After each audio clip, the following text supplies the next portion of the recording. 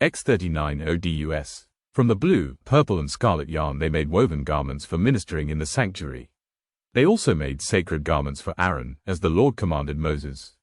They made the ephod of gold, and of blue, purple and scarlet yarn, and of finely twisted linen. They hammered out thin sheets of gold and cut strands to be worked into the blue, purple and scarlet yarn and fine linen, the work of skilled hands. They made shoulder pieces for the ephod, which were attached to two of its corners, so it could be fastened. Its skillfully woven waistband was like it, of one piece with the ephod and made with gold, and with blue, purple and scarlet yarn, and with finely twisted linen, as the Lord commanded Moses. They mounted the onyx stones in gold filigree settings and engraved them like a seal with the names of the sons of Israel.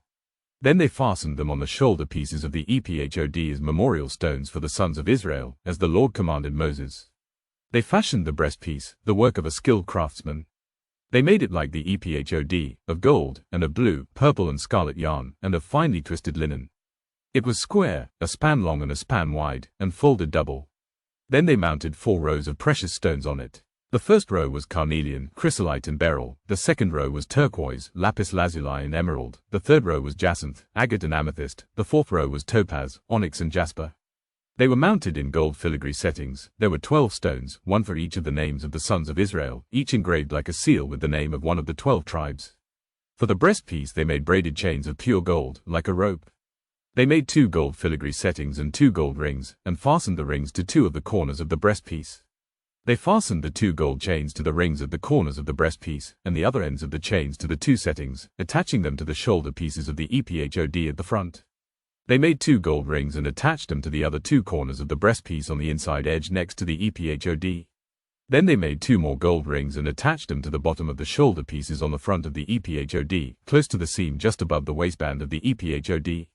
They tied the rings of the breastpiece to the rings of the ephod with blue cord, connecting it to the waistband so that the breastpiece would not swing out from the ephod, as the Lord commanded Moses. They made the robe of the ephod entirely of blue cloth, the work of a weaver, with an opening in the center of the robe like the opening of a collar, and a band around this opening, so that it would not tear. They made pomegranates of blue, purple and scarlet yarn and finely twisted linen around the hem of the robe. And they made bells of pure gold and attached them around the hem between the pomegranates. The bells and pomegranates alternated around the hem of the robe to be worn for ministering, as the Lord commanded Moses. For Aaron and his sons, they made tunics of fine linen, the work of a weaver, and the turban of fine linen, the linen caps and the undergarments of finely twisted linen. The sash was made of finely twisted linen and blue, purple and scarlet yarn, the work of an embroiderer, as the Lord commanded Moses. They made the plate, the sacred emblem, out of pure gold and engraved on it, like an inscription on a seal, holy to the Lord. Then they fastened a blue cord to it to attach it to the turban, as the Lord commanded Moses. So all the work on the tabernacle, the tent of meeting, was completed.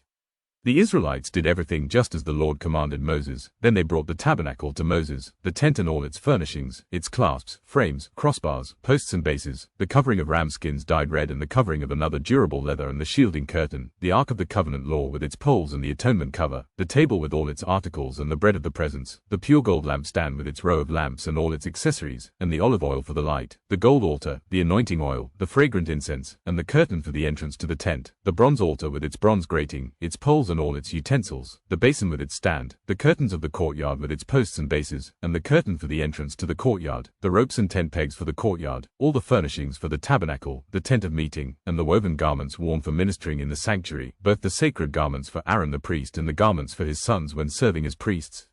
The Israelites had done all the work just as the Lord had commanded Moses.